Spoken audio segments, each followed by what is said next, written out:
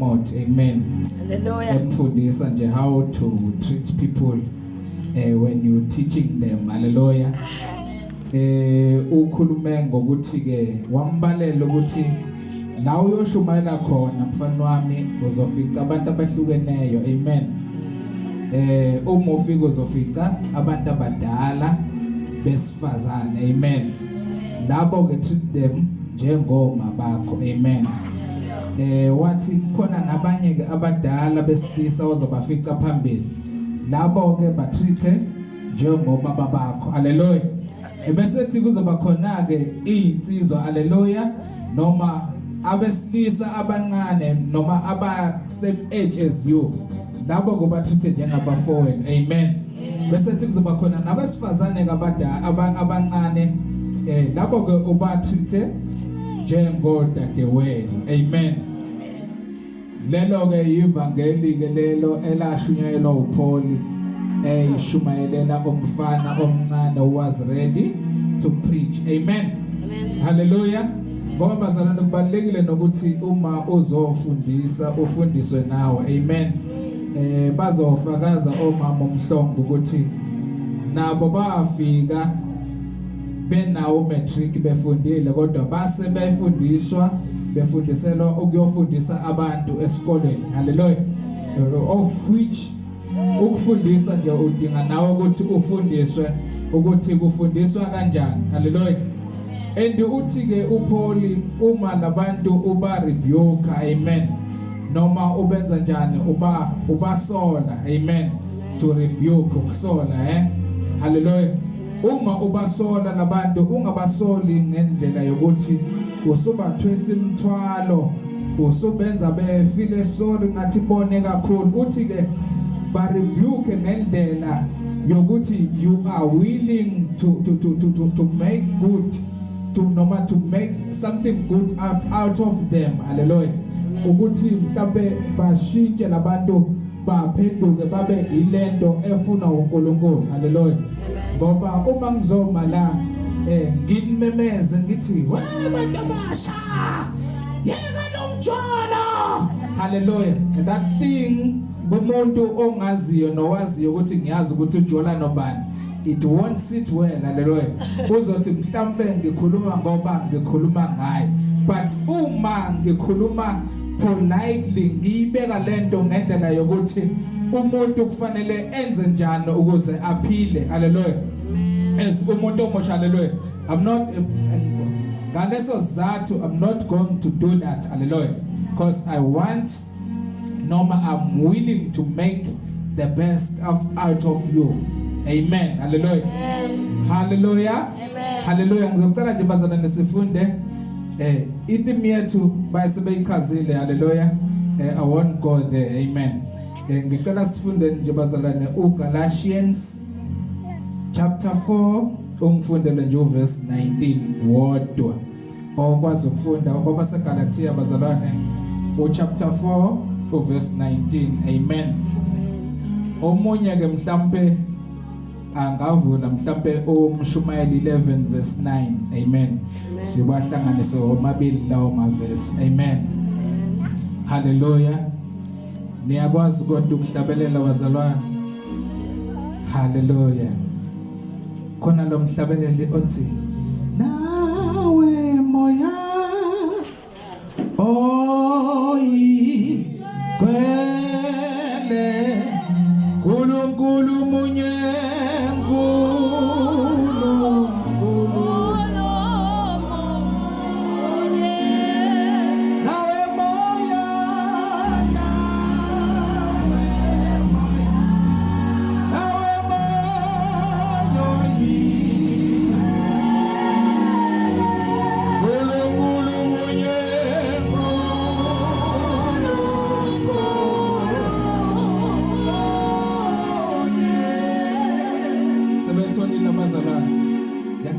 ngifundele ngathi ngoba ngathi wena onethenda yokufunda la ekhaya. Amen. Galatians chapter 4 verse 19. Only one verse. Amen. Kwaba seGalatia usatholile bazalana afunde ngokusheshsha isikhathi seseko. Amen. Ngoba seGalatia chapter number 4 verse 19. Nibheke nangalenge ngaphambili kuma content bazalwane akunankinga, amen, ukuze silokhuze ungazenza isikhokho lokupheka bheka ngale ngemuva nama table of content ubheke lapho uthola iverse siqhubeke siye phambili. Hallelujah. Chapter 4 verse 19. Bantwana bami engilelihelo futhi ngani uKrestu aze abunjwe phakathi kini. Kepha bengingathanda ngibe khona kini manje. Ngiguqule izwi lami ngokuba ngididekile ngani. Thank you. Ukhona ophethe lesingisi? Abakhona abafundile? Abaphethe lesingisi? Awufunde momhlongo lesingisi? Thank you Jesus. Isabeke content. Efoni nayikho. Verse 19. My dear children, My dear for whom I'm again in the pain of childbirth, until Christ formed in you. Yes, noma singayibamba khona lapho. Until Christ is formed in you. Hallelujah. La uPauli ukhuluma ebandleni laseGalatia, amen. Ama-Galatians la kwakungabantu noma ngathi abazalwane beyikholelwa kakhulu bona emthethweni, amen. Beyikholelwa emthethweni kaMose, begcile khona, amen. Nawo wonke ama-cultures akhona babegcile kuwo, amen. So uPauli uma eqhamuka la uqhamuka yena nevangeli lika Jesu Kristu, amen. Yena uqhamuka negrace, uqhamuka nomusa, amen. Uza kubantu ababelivela kakhulu emthethweni, hallelujah. Ufike yena uintroducer umusa kaJesu Kristu, hallelujah. Uthi ke manje uma ekhuluma ngasekuqaleni, hallelujah, uyabona ukuthi laba bantu mekhuluma kubo usephenduka ngathi uyisitha thizeni, hallelujah.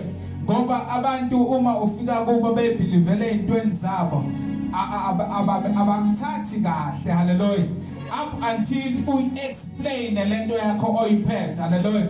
So uthi ke uPauli la, bantwana bami nginemhele ngani, hallelujah. Noma ke bazalwane ngingakaze ngiyizwe lento kodwa ngiyengizwe kuthiwa ibhlungu, hallelujah. So uthi manje aze uKrestu abunjwe ngaphakathi kini, hallelujah. Why efune uKrestu abunjwe ngaphakathi kwabo, hallelujah? It is because bazalwane when singabantwana bakaNkulunkulu kahle we were called to be like uKrestu, amen. Sibizele ukuthi sibe necharacter kaKrestu, amen. Uma sikholwa sibizele ukuthi sizofuza uKrestu.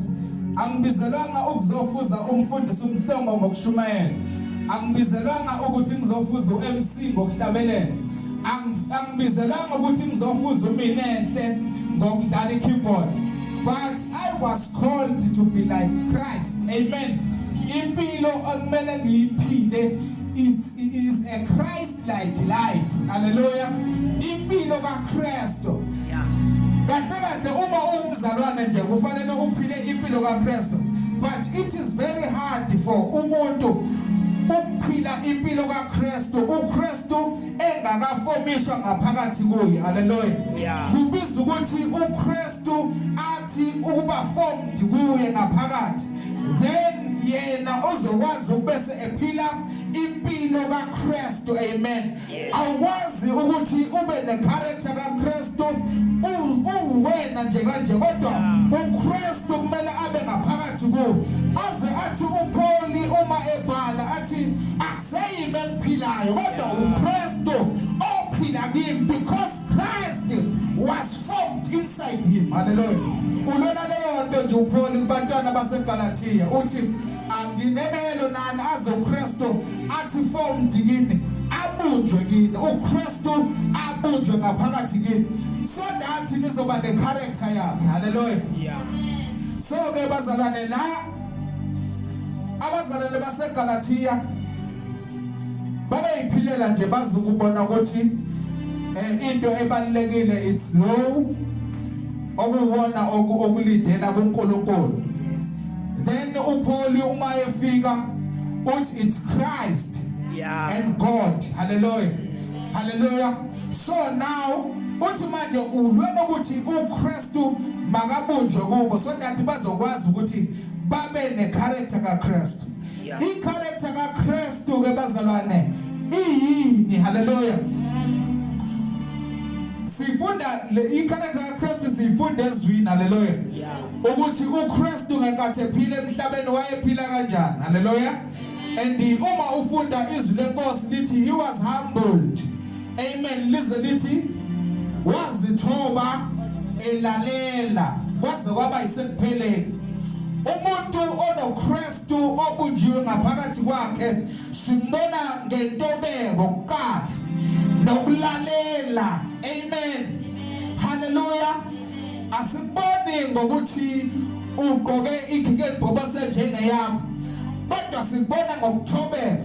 uPaul singafunda iexample enkulu ngoba uPaul uma ebhala incwadi zakhe la simuzwa ehumble ngendlela eyisimanga. Uma eintroduce emabandleni awabhalelayo simuzwa ethi mina Paul qala. Hallelujah. Ebese umpostoli bulandela ngasemuva okuyinto ethandwa ngabantu ukuthi into kumele ivele kuqala ititle, but umpostoli Paul ukhuluma into ehlukile uthi mina Paul umpostoli hayi mina umpostoli uPaul. Hallelujah. I-humbleness ebuye ile eyeKrestu. Hallelujah. And number 2 bazalwane, number 2 siyagijima nje kakhulu, siyagijima kakhulu. Uma ufunda uPhilippians chapter number 2 verse number 5, ngithi verse number 5. Hallelujah. Uthi mawubekini lo mqondo owuKrestu Jesu. Hallelujah. Thina nje bazalwane sibizela ukuthi nokucabanga kwethu kwehluke sicabangise kukaKrestu, senze sokaKrestu, sihambe sokaKrestu. Amen. Hallelujah. Hallelujah. Amen. uKrestu waye humbled elalela. Amen. And the number 2, uKrestu was so powerful because he was impilo yakhe wayeyiphila ngokuthandaza. Amen. Wayethandaza uKrestu. Amen. Sizwa la kuthiwa khona wayeke ehambe yedwa eyothandaza. Amen. Noma ethatha abafundi bafike beyilalele kodwa yena eqhubeke eyithandazela. That is why uKrestu kuma teachings akhe he was very powerful because he was full of prayer. Hallelujah. Wayethandaza uKrestu. Hallelujah. Regardless ukuthi abantu ahamba nabo balele noma bafuna ukuthandaza kodwa yena wayethandaza. Amen. Okusho ukuthi kumele kube i-lifestyle yethu njengabazalwane ukuthandaza. Amen. Even though uthandaza uwedwa kodwa uthandaza. Bangakho abantu abathandazayo uma bebodwa emakhaya. Amen. And bangakho abantu abathandazayo every day. Hallelujah. Bangakho abantu abathandaza bengaphushwa isimo. Hallelujah. Bangakho abantu abathandaza kungenzeke lutho ethandaza nje umuntu ngoba i-prayer it's our lifestyle bazalwane. Amen. In order for you to be powerful, hallelujah, kumele uthandaze wazane nomthandazo because uChrist himself lo esithi zomfuza wayethandaza. That is why powerful uma teachings akhe. Wayethandaza uJesu wayengalindi mic ukuthezela ngaphambili ezothi riphakasaya kodwa uKrestu wayethandaza yedwa. Lithi iBhayibheli wathandaza eGetsemane waze wajuluka igazi. Hallelujah. Of which this man was so full of prayer. Hallelujah. Ilento esibizele nabazalwane. Into eyenza abantu bahambe bothwala belanda ama-ring it's because abafuna ukuthandaza. Babalekelene nomthandazo okuyi-character kaKrestu. lo esithi simfuzile. Amen.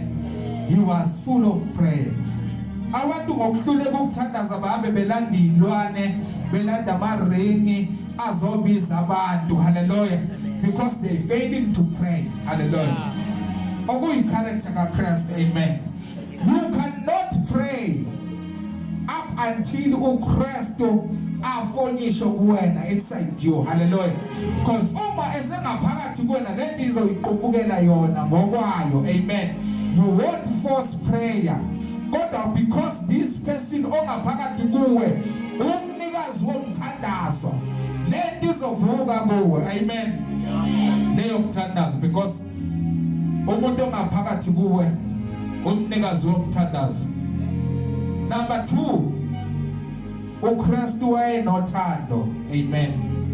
Eyifuzele Nkosi yami uNkulunkulu. Amen. Elithi iBhayibheli wasithanda singamthandanga. Hallelujah. Siseyintweni zethu singamnakile wathumela uJesu indodana yakhe. Wa decide ukuthi elahlekelwe indodana yakhe ukuze ezuze thina. Amen. And uKrestu was full of love. Wayebathanda abantu. Amen. Hallelujah. He was full of love in that way. Simbona futhi umuntu onothando ukulula ukuyena ukuxolela. Amen. Because unothando you cannot forgive me ungamthandi. Amen. Hallelujah.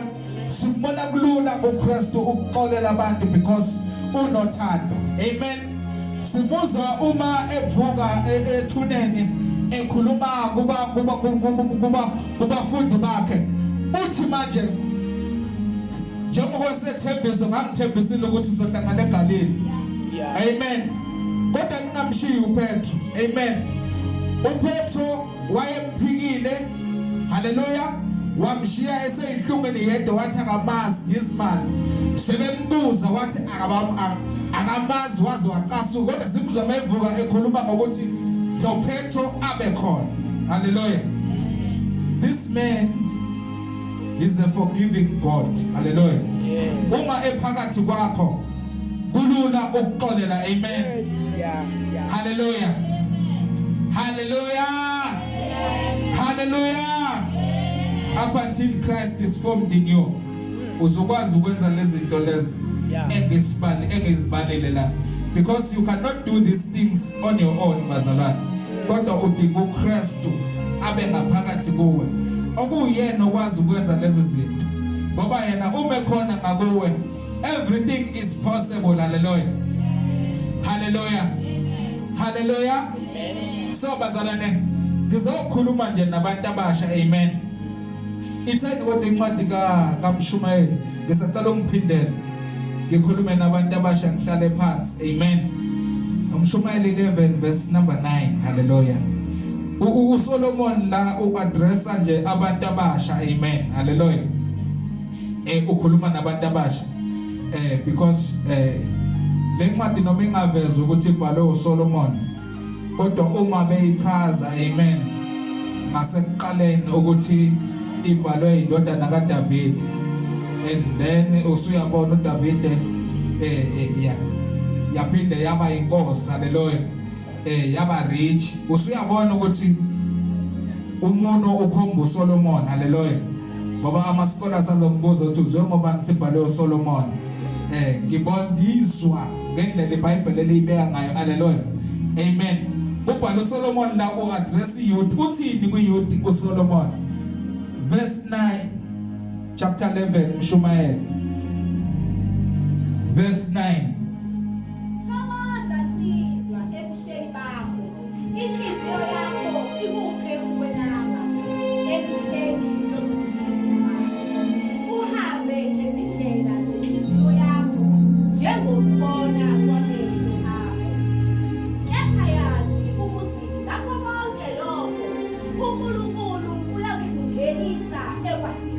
uNkulunkulu uyokungenisa ekwahlulelweni. Lizwakala kahle ngesingisi. Cela ungifundele nje uA kuphela chapter 9 chapter 11 uA kuphela verse 9. u-A kuphela nje. Oh, rejoice, O young man, in thy youth, and let thy heart cheer thee in the days of thy youth, and walk in the ways of thine heart. Yeah. Yeah, it's all right. So ukhuluma ne-youth la uthi you must rejoice, thokoza, you must be joyful. Hallelujah. Emhleni yobusha bakho. Amen. Yeah, thokoza. Uthokoza insizwa. Amen. Good. Lithi noma liqhubeka lithenze njani? Enze konke okubukeka kuhle emehlweni akhe. Hallelujah. Hallelujah. Ngokuthanda kwakhe. Hallelujah. And uyakhulula umuntu omusha ukuthi makenze kanjani? Ngokubona kwakhe.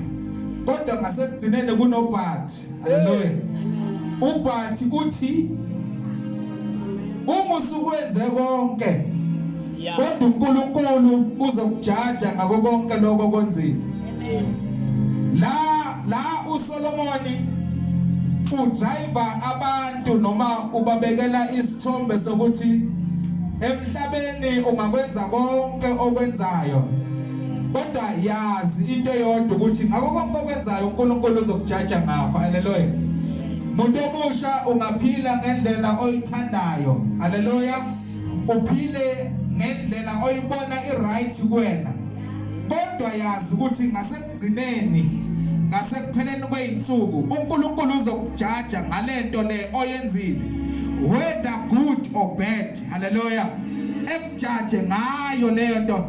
Ngamanye amazwi, you will be held accountable for everything you did here emhlabeni. Ngasishaya isingisi. Hallelujah. Hallelujah. Nikushayile izandla. Ngasishaya isingisi. uSolomoni ke la ubadrowela to into happiness. Hallelujah. Ukuthi yiphi ngempela indlela umuntu angayijabulisa ngayo empilweni yakhe. Hallelujah. Ubadrowela to into happiness, noma ubaletha ejabulweni epheleleyo. Hallelujah. Uthi manje ningaphila ngaleyo, kodwa yazini ukuthi ngasekugcineni uNkulunkulu ukhona for ukukujaja ngalezi zinto lezi ozenzile umuntu omusha. Hallelujah. Usethi ke lana ukube abantu abasha bahlakaniphile. Hallelujah. Ngabe benza chapter number 12. Oh. Hallelujah. Oh yes. Othi remember your creator. Hallelujah. Emhleni yokuphila kwakho khumbula ubenzi wakho, hayi ukumkhumbula kokumsaba wena. Hallelujah. Lokho ukuthi ngiyamsaba wena. Hallelujah. Kodwa mukhumbule in a sense that ukhumbula izinto noma ukhumbula izono ozenzile against him. Then ungagcine ngokuyikhumbula, kodwa uthi repent. Hallelujah. Ungagcine ngokumsaba wena, uthi repent, ebese ufuna umpolo lwakhe. Hallelujah. Why? Because at the end you will be judged ngalezinto ozenza manje. Hallelujah. Umuntu omusha. Hallelujah. Ukhumbule imisebenzi yakho onikezwe yona. Remember your creator. Ukhumbule imisebenzi onikezwe yona njengomuntu omusha. Hallelujah. Oyinikezwe uNkulunkulu. Rejoice. We were called to rejoice. We were called to enjoy God. Kodwa ngendlela efaneleyo. Sazi sikubeke emqondweni ukuthi yonke into esiyenzayo sizojajwa ngayo ngasekugcineni. Ngasekupheleni kwemihla yethu sizojajwa ngezinto ezizenzile. So we must remember God. The creator. Yeah. Yes. Uthi ke manje uSolomon, this thing must be done early. Hallelujah. Amen. Zingakafiki insuku la uzothi khona uthokoza khona. Yeah. Ufuna umkhumbule manje usamusha. Khumbula usangabashiya la kuma chorus usa strong. Singakafiki insuku la uzothi khona awuthokozi khona. Uma ungabuza ogogo bayafisa ukuthi ukube ngamazi uNkulunkulu ngisamusha kusanamandla. Hallelujah. Maybe I could have done better than this. Hallelujah. Uma ungababuza ogogo behleli lapha phansi bayasho ukuthi ukube ngamkhumbula eli. Hallelujah. Ngisenamandla ngisenomfutho. Ispirit sami sanyu. Hallelujah. Khumbula umenzi wakho. Singakafiki insuku la uzothi khona uthokoze. Hallelujah. Ubuhle lobo buyashabalala. Amen. Lobe sibonayo. Amen. Upachapacha lobo buyashabalala. Amen. Khumbula umenzi wakho. Amen. Khumbula uKrestu. Amen. Remember God. Amen. Senhlala phansi nje bazalwane.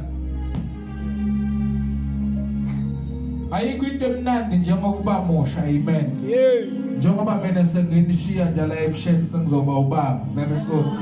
Hallelujah. Ayikho into emnandi njengoba musha. Amen.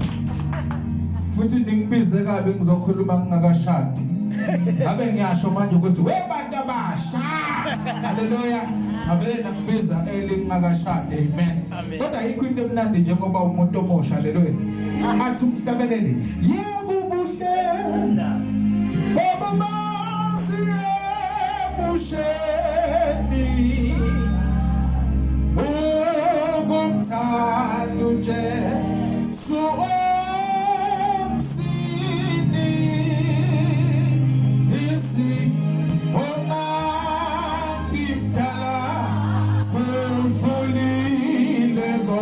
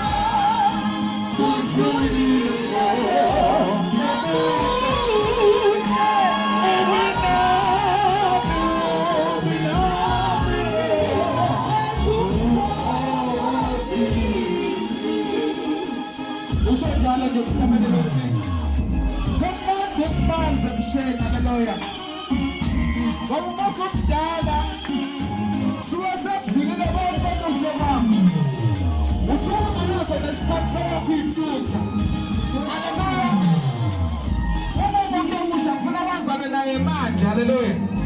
And this must be done early. Hallelujah. He or she is missing out a lot. Hallelujah. And because of his soul,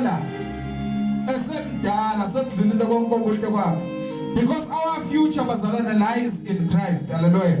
Asinayo in your future kapande buka Christ. Hallelujah. He's our own future. Shine uNkulunkulu zanda egameni lika Jesu Kristu waseNazaretha.